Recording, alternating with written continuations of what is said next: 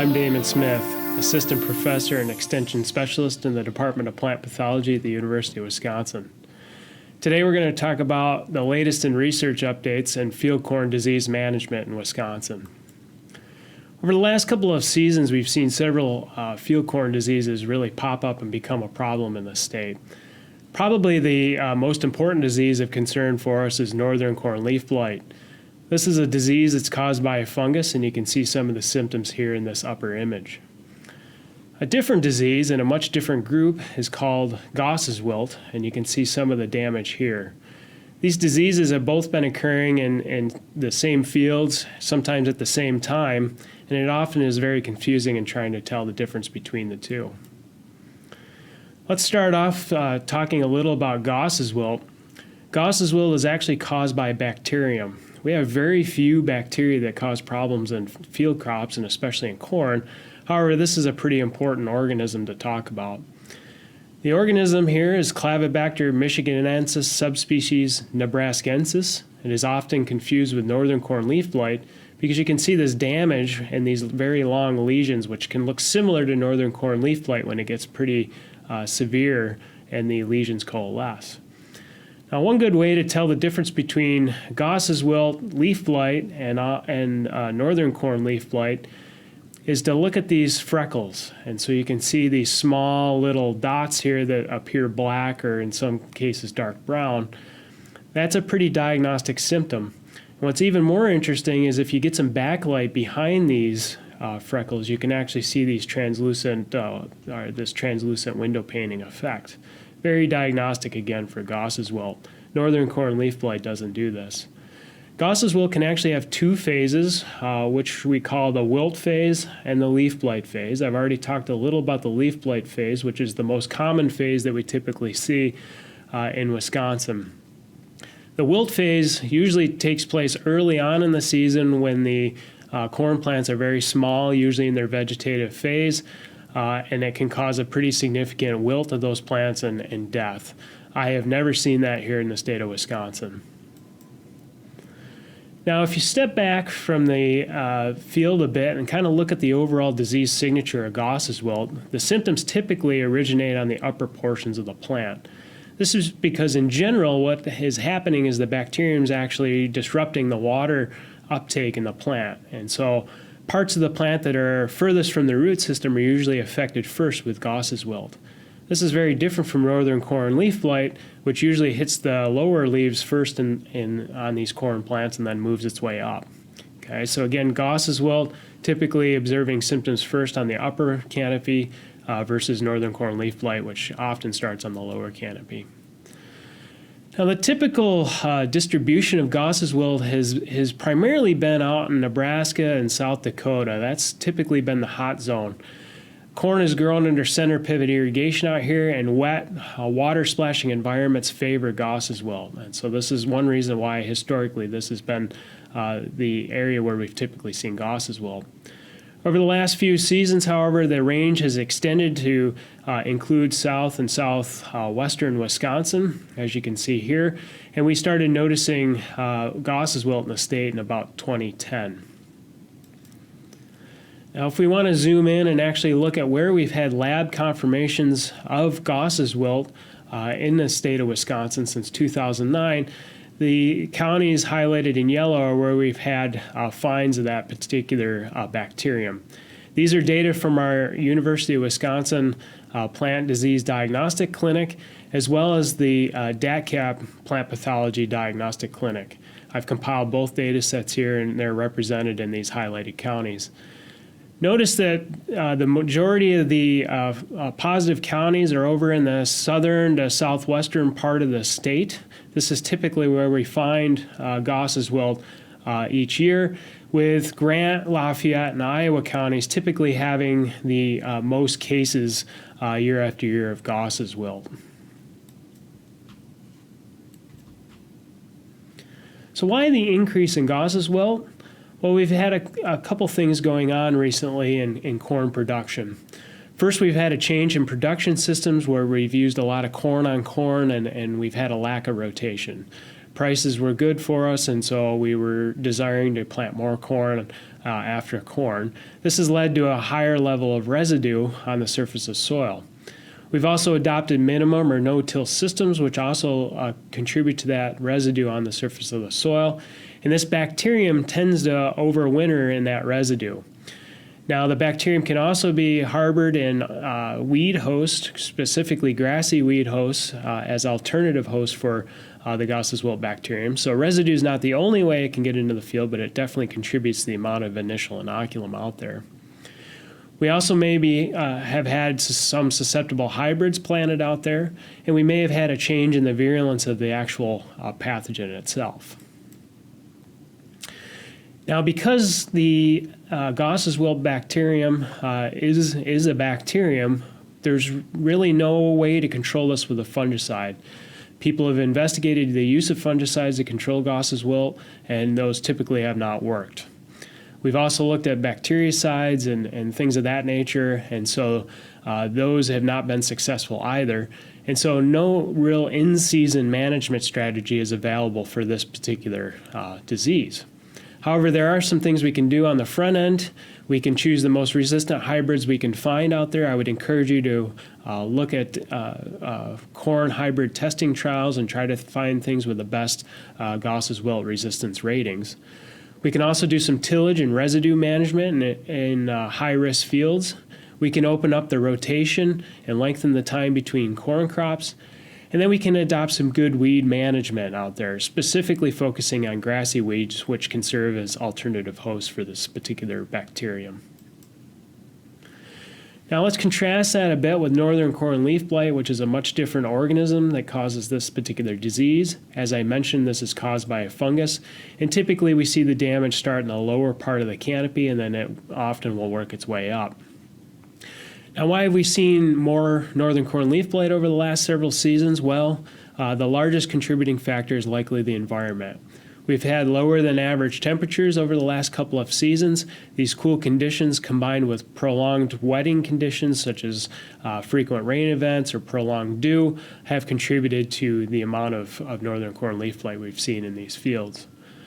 We also, again, have seen corn-on-corn rotations being popular, which have led to a large amount of corn surface residue on the soil. And so this, again, contributes to the initial inoculum level. There could have been some race shifting, although the evidence is still weak in that area. We do know that there are several races present of this particular fungus out in the Midwest. Race 0 used to be a fairly common race out there, and now there's been a transition more towards race 1, and so that's the more prevalent race. And much of the breeding effort is focused on race 1 and also race 0 resistance and imparting that resistance in hybrids commonly grown. Now, some signs and symptoms of northern corn leaf blight. We've got these cigar-shaped lesions, which are very typical of the disease, in the upper right-hand part of the screen here. And if you're lucky in the early morning hours, you can sometimes get out there and find this gray or black fuzz in the center of the lesions. This is fairly diagnostic for northern corn leaf blight, the shape of the lesions and the presence of this fuzz. Now, if we had a microscope and we could zoom in, we would actually see that in the lesions here, in that gray fuzz, are these little hairs that are actually sticking up in the lesion.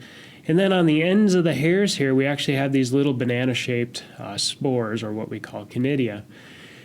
These conidia are what are splashed up into the canopy or blown up into the canopy and result in initiating a new infection. And so each of these lesions can have thousands of these little spores in them, and so each leaf can have millions of spores.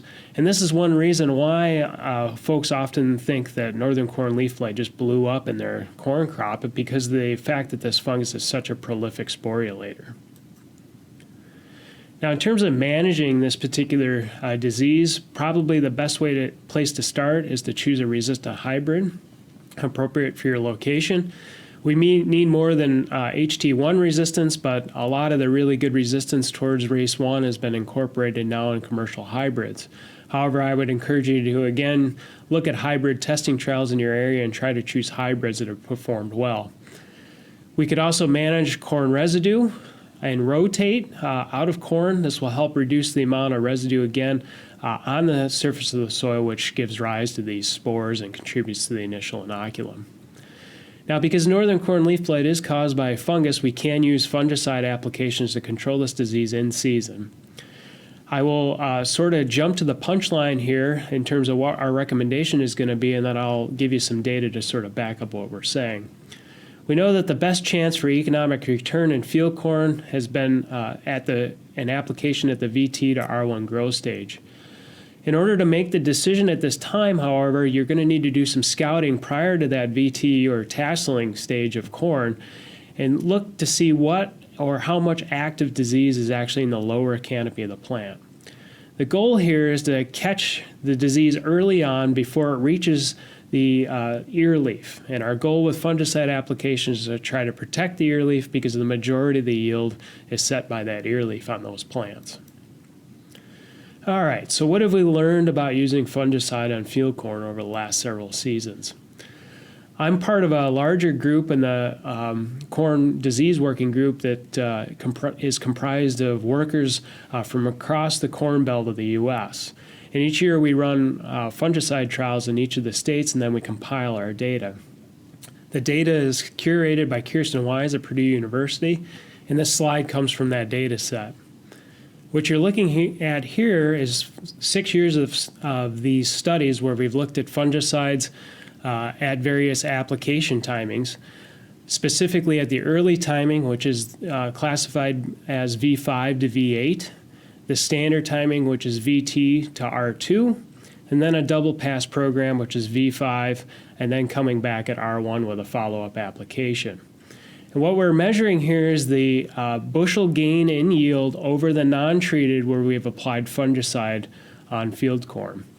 You can see that the 6-year average across the corn belt here in the right-hand column, and in the early application we're averaging about 2 bushels gain in yield over not treating.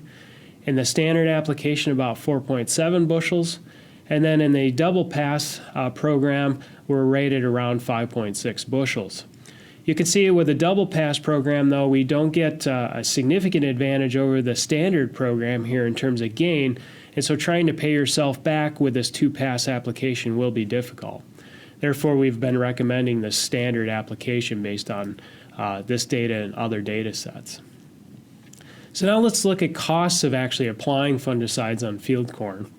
One thing that's changing as we move forward in the 2016 field season is we've had the advent of several generic formulations. We've had products go off patent from their original formulations, and we've had now these generic formulations being available to corn growers, and this is driving the cost of fungicide application down. So for example, the original formulated products would have cost maybe somewhere between $18 and $24 in a list price. The list pricing on a generic formulation now is somewhere maybe between $10, $12 to $14.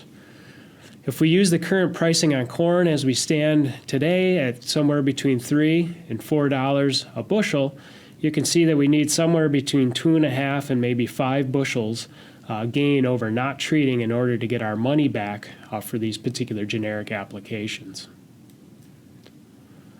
So let's just look at a single site where we've had fungicide trials here in Wisconsin. This was actually at the Arlington Agricultural Research Station in 2015, where we applied fungicide at V6 or V8 or at the VT to R1 grow stages.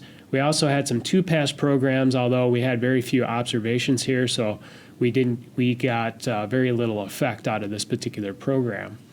But if we look at the V6 or V8 and VT applications, you can see in 2015 we were able to break even in both timings using the generic formulations, and we did break even as well if we used original fungicide formulations for the earlier application products.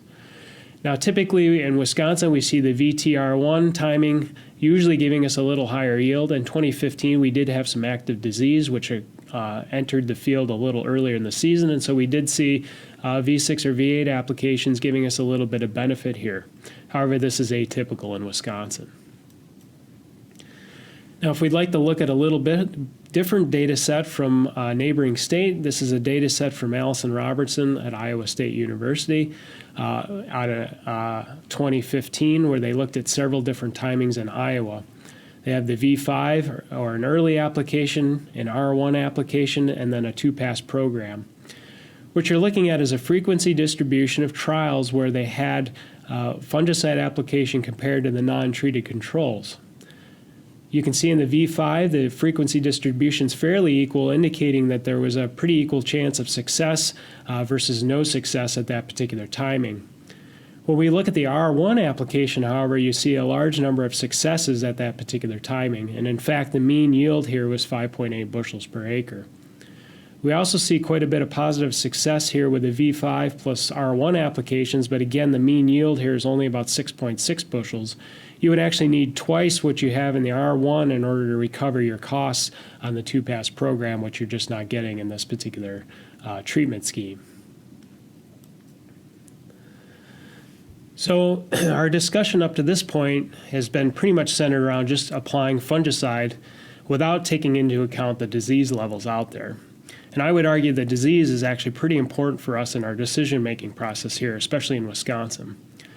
There was a recent publication which was in a peer-reviewed journal where they looked at actually gray leaf spot in this particular trial and their success in getting their money back when they use fungicide in a low versus high disease scenario.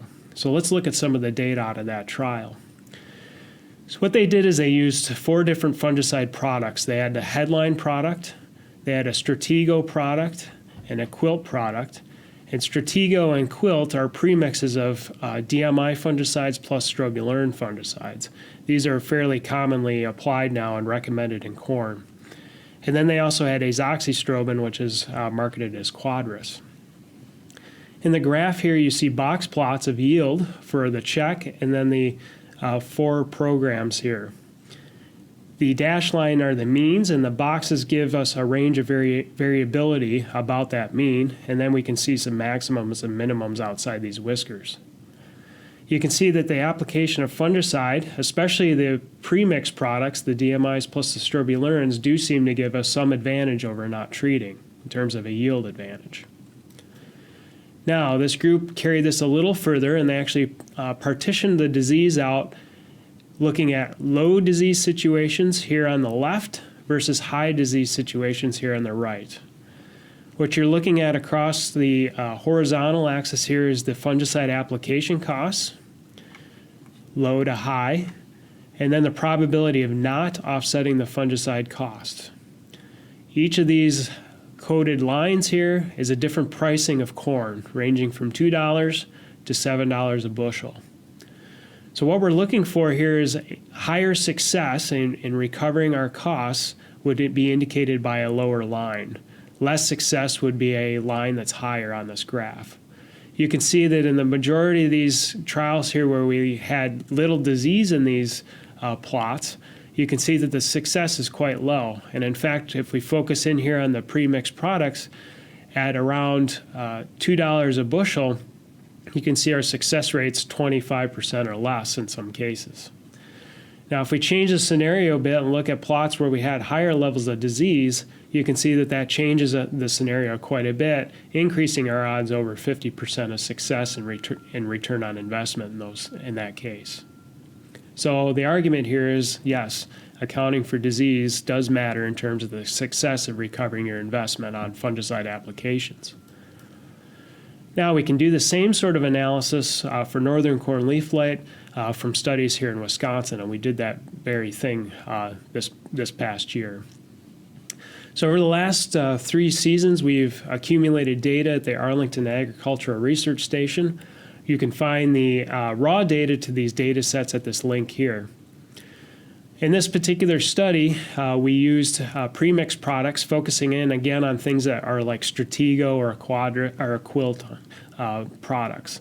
So these again are DMIs plus strobilurins. We actually had 41 replicated studies where we looked at these particular products at the various timings.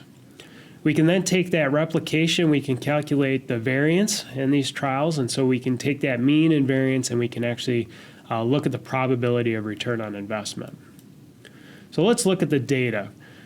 This particular frequency distribution here shows the success out of those 41 trials as it relates to the non-treated controls, and by success we would mean the yield gain over the non-treated where those fungicides were used. Bars going downward would indicate a loss in yield. Bars going up would indicate a gain in yield where fungicide was used.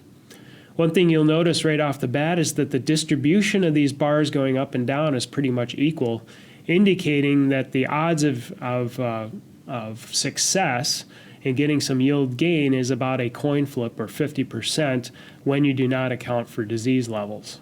Again, this is just straight up application, not accounting for northern corn leaf blight. Interestingly to note, however, the average yield gain out of these 41 trials is positive and right around 2.2 bushels per acre. Now we can go a little further and we can actually partition the data set into a low disease situation and a high disease situation, just like the researchers did for gray leaf spot in that previous study. So in the upper graph here, you'll see the success, again measured against the non-treated control in trials where we had the premixed fungicide products applied. And you can see that the frequency of positives was about 32% in that low disease situation, with a mean yield gain of negative 3.2 bushels. Okay, so not a high level of success here in the low disease situation. In the high disease situation, however, you can see that we had about 74% of these giving us a positive success. And the mean yield here is about 5.4 bushels. So we see that the higher disease levels where we have fungicide used, our success rates quite significantly higher compared to that low disease system. Now we can take the mean and the variability about that mean, and we can actually start to calculate the probabilities of recovering our fungicide application costs. So along the horizontal axis here, we have fungicide cost. We then have the probability of recovering the fungicide application cost. Each line here indicates a different pricing for our corn, ranging from $2 a bushel to $6 a bushel. So in our current pricing structure, where we probably have somewhere between $3 and $4 a bushel corn, and if we use a generic fungicide product, our success is right around 20% in terms of getting our investment back. And that's for the low disease situation. Now in the high disease situation, things are a little different. Again, we have fungicide application costs along the horizontal axis, probability of the fungicide, of recovering the fungicide application costs on the vertical axis, different colored lines for the pricing of our corn, and we can see if we use generic products in a high foliar disease situation, our probability of success is quite a bit higher at, say, 50 to 65% in the current corn market. So this is arguing that disease definitely does matter. Okay? Foliar diseases such as northern corn leaf blight in Wisconsin can take yield from us. Okay? However, in terms of getting success out of these fungicide applications, we need to really consider how much disease is active at that time of tasseling, or might be active soon after that time of tasseling. In high pressure situations, we're going to have increased odds of getting our money back and maybe even gaining a bit with that fungicide application. In a low disease situation, we're going to have a hard time in Wisconsin at recovering our fungicide costs. If we are going to use fungicide, again, that VT to R1 application is recommended.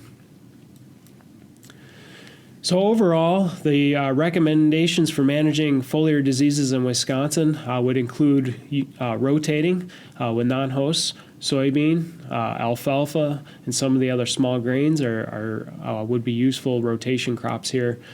Manage your corn residue, maybe with tillage and again with rotation.